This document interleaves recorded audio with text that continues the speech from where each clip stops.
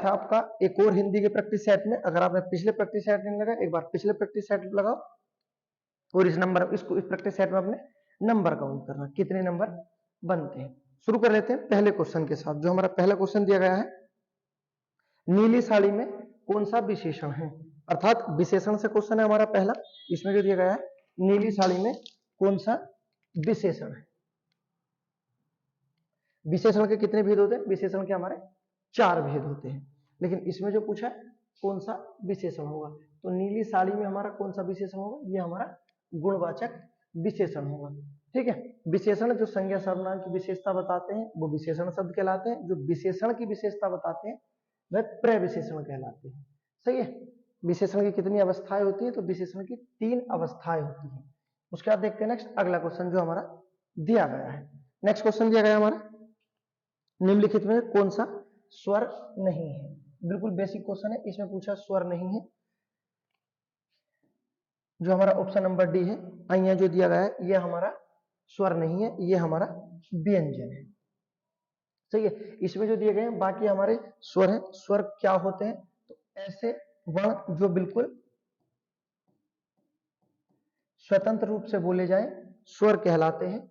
स्वर को संस्कृत में अच कहते हैं। स्वरों की संख्या पूछी जाए तो स्वरों की संख्या 11 होती है। अगर क्वेश्चन पूछा जाए उच्चारण के आधार पर स्वरों की संख्या 10 होती है। लेखन के आधार पर स्वरों की संख्या 13 होती है। क्लियर है, ये चीजें याद रखना। स्वरों के बारे में क्वेश्चन पूछे जाते हैं जो स्वतंत्र रूप से बोले जाए स्वर होते हैं। स्वरों को संस्कृत में अच कहते हैं। स्वरों की संख्या पूछी जाए तो 11 होती है। उच्चारण के आधार पर 10 होती है, लेखन के आधार पर 11 होती है। उसके बाद देखते हैं नेक्स्ट अगला क्वेश्चन जो हमारा दिया गया है। नेक्स्ट तीसरा क्वेश्चन है हमारा, रमेश रमा धन ईस रमेश किस प्रकार की संधि है। तो इसमें कौन सी संधि हो जाएगी हमारी, आसान क्वेश्चन है, ये हमारी गुण संधि हो जाएगी। उसके बाद नेक्स्ट देखते हैं अपना क्वेश्चन नंबर जो हमारा दिया गया है, क्वेश्चन नंबर 4, निम्नलिखित में से कौन सा शब्द क्रिया विशेषण है, अर्थात ऐसे शब्द जो क्रिया की विशेषता बताते हैं क्रिया विशेषण कहलाते हैं। क्रिया विशेषण से हमारा क्वेश्चन है। पूछा जाए क्रिया विशेषण के कितने भेद होते हैं, तो याद रखना क्रिया विशेषण के 4 भेद होते हैं। पहला होता है हमारा रीतिवाचक, जिससे तौर तरीके एक ढंग का पता चलता है। उसके बाद कालवाचक, जिससे एक समय का पता चलता है। उसके बाद होता है आपका स्थानवाचक, जिससे स्थान या जगह का पता चलता है। उसके बाद होता है परिमाणवाचक, जिससे नापतोल का पता चलता है। ठीक है, ये क्रिया विशेषण होते हैं हमारे जो क्रिया की विशेषता बताते हैं। पूछा कौन सा शब्द क्रिया विशेषण होगा, तो जो तेज शब्द है ये हमारा क्रिया विशेषण है। क्लियर है, उसके बाद देखते हैं नेक्स्ट अगला क्वेश्चन जो हमारा दिया गया है, तरंग शब्द का पर्यायवाची। तरंग शब्द का पर्यायवाची क्या होगा, तो तरंग शब्द का जो हमारा पर्यायवाची होता है ये होता हमारा उर्मी। क्या होता है तरंग शब्द का, तरंग का जो हमारा पर्यायवाची होता है उर्मी होता है। जबकि अन्य में तरंग को हम लहर भी बोलते हैं, तरंग को मौज भी बोलते हैं। तरंग के पर्यायवाची याद रखना, तरंग को कंपन भी बोलते हैं और तरंग को हिलोर भी बोलते हैं। ये सब किसके हैं, आपके तरंग के पर्यायवाची है। उसके बाद नेक्स्ट ये जो हमारा पुष्कर शब्द है ये हमारा अनेकार्थी शब्द है, क्योंकि तालाब, कमल और तलवार का ये हमारा समानार्थी शब्द होता है क्या, पुष्कर। ठीक है, जबकि जो हमारा दिया गया है जलधि ये हमारा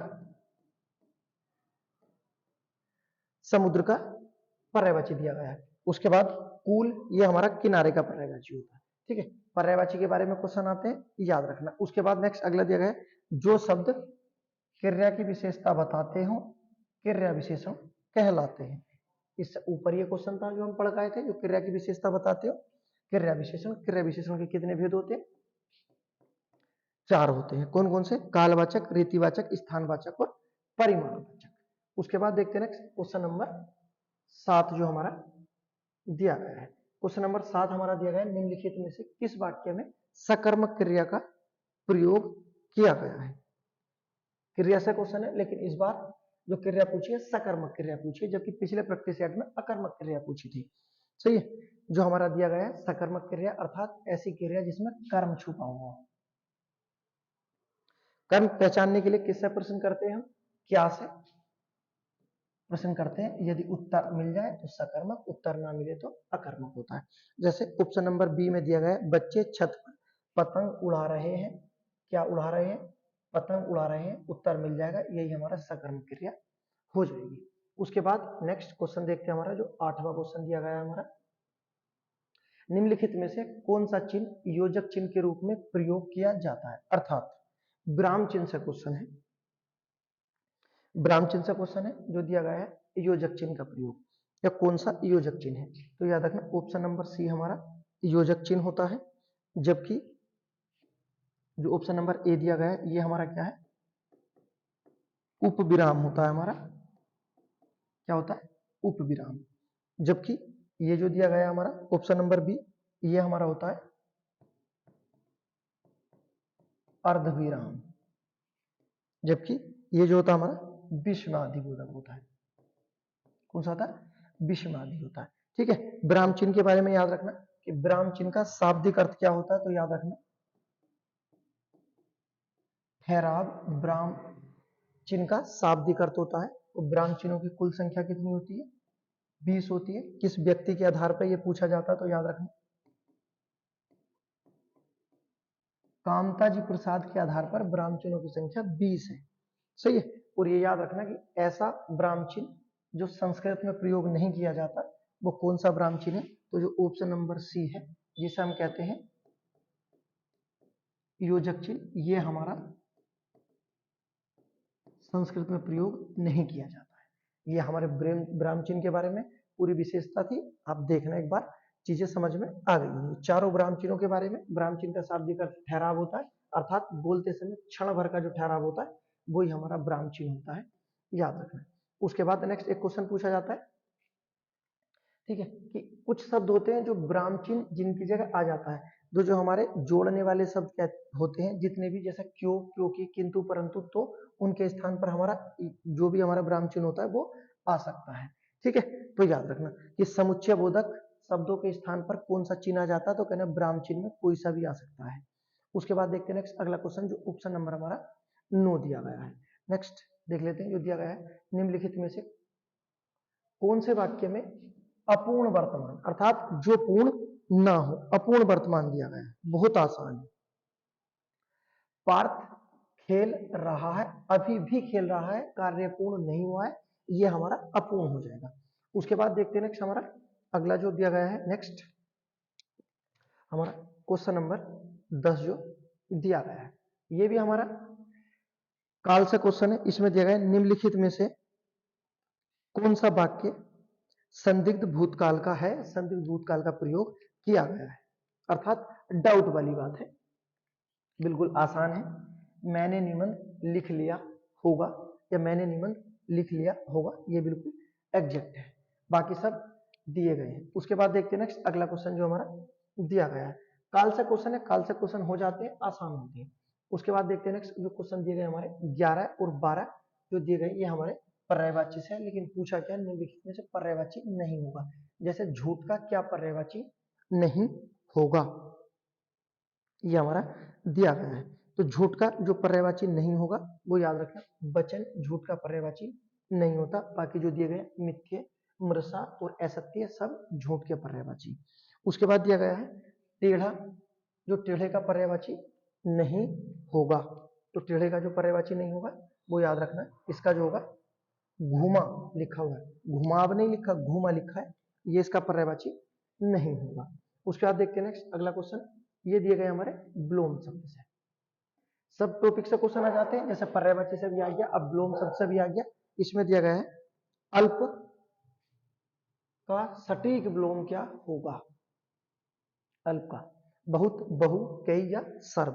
तो अल्प का होगा बहु, ना कि बहुत होगा। ठीक है। तो अल्प का क्या होगा? बहु होगा। हो सकता है आपने बहुत लगा दिया हो।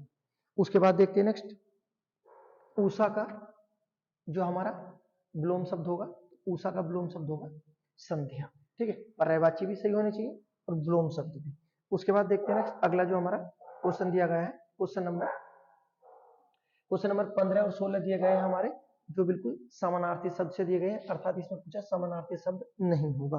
जो दिया गया हमारा अंबर, अंबर का आकाश भी होता है, वस्त्र भी होता है, कपास भी होता है, धातु नहीं होता, अर्थात यही हमारा आंसर हो जाएगा। समानार्थी शब्द नहीं है तो धातु अंबर का समानार्थी शब्द नहीं होगा। उसके बाद दिया गया है क्वेश्चन नंबर 16, ध्रुव का समानार्थी शब्द क्या नहीं होगा, तो याद रखना ध्रुव का समानार्थी शब्द हमारा सूरज नहीं होता। उसके बाद देखते हैं नेक्स्ट, तो देखो एक ही उसमें प्रत्येक सेट में समानार्थी से मिले, विलोम शब्द से मिले और पर्यायवाची से भी मिले। उसके बाद देखते हैं नेक्स्ट अगला क्वेश्चन जो हमारा दिया गया है, क्वेश्चन नंबर 17 जो हमारा दिया गया है, इसमें दिया गया है वहां कौन खड़ा है, वाक्य में सर्वनाम बताना। बिल्कुल आसान सर्वनाम है। सर्वनाम के बारे में आपको पता होगा कि सर्वनाम के कितने भेद होते हैं, सर्वनाम के 6 भेद होते हैं, जबकि सर्वनाम की संख्या कितनी होती है, 11 होती है। सर्वनाम होते क्या है, तो ऐसे शब्द जो सबके नामों पर प्रयोग हो जाएं, ऐसे शब्द जो सबके नामों के स्थान पर प्रयोग हो जाए सर्वनाम कहलाते हैं। इसमें पूछा वहां कौन खड़ा है, अर्थात एक प्रश्न करा है, पूछा है वहां कौन खड़ा है, ऑप्शन नंबर बी हो जाएगा। उसके बाद देखते हैं नेक्स्ट अगला क्वेश्चन, ये हमारा आया अलंकार से क्वेश्चन, हर टॉपिक से क्वेश्चन है, ये हमारा अलंकार से है और बहुत महत्वपूर्ण है। ले चला साथ में तुझको कनक, ज्यों भिक्षुक लेकर स्वर्ण झनक में अलंकार बताइए, या कौन सा अलंकार होगा। रूपक, उत्प्रेक्षा, उपमा या श्लेष। देखो इसमें जो दिया गया है, एक अलंकार होता है जिसमें हमारे क्या क्या आते हैं, ज्यों, मानो, मनेहू, जानो,